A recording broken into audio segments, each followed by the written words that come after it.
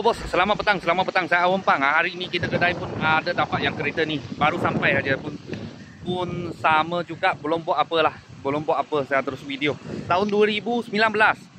Betul Elza 1.5 SE ya, SE. Harga cuma jual 38.800. Kalau kereta ni boleh loan bank 9 tahun, bulanan 500 lebih aja full loan.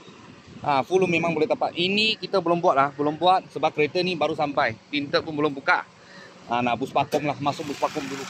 Okey, engine dia sama lah. Pakai twin cam, AD gearbox. Kalau sekarang baru punya Elza dia pakai CVT lah, 2 VVTi.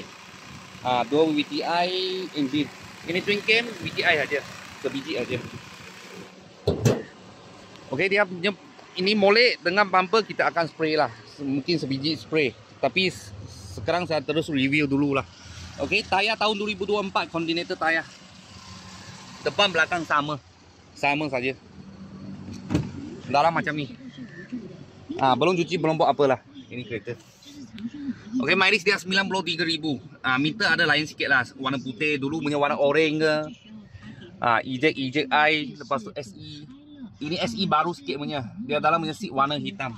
Elza sebiji MPV ya. MPV, sebuah MPV car. Okey, belakang.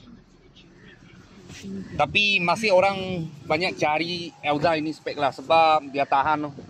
Dia pakai Myvi punya engine 1.5. Myvi convert dia convert Myvi lah, sama. Engine gearbox sama. Lepas tu tak ada apa masalah.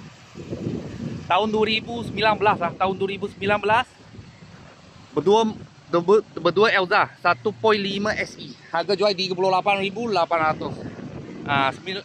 Bank boleh sampai 9 tahun. Kredit pun sama juga.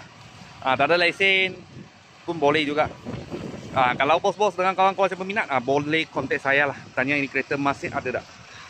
Kalau ada apa mula-mula kereta, saya akan video lagi. Thank you bos, thank you.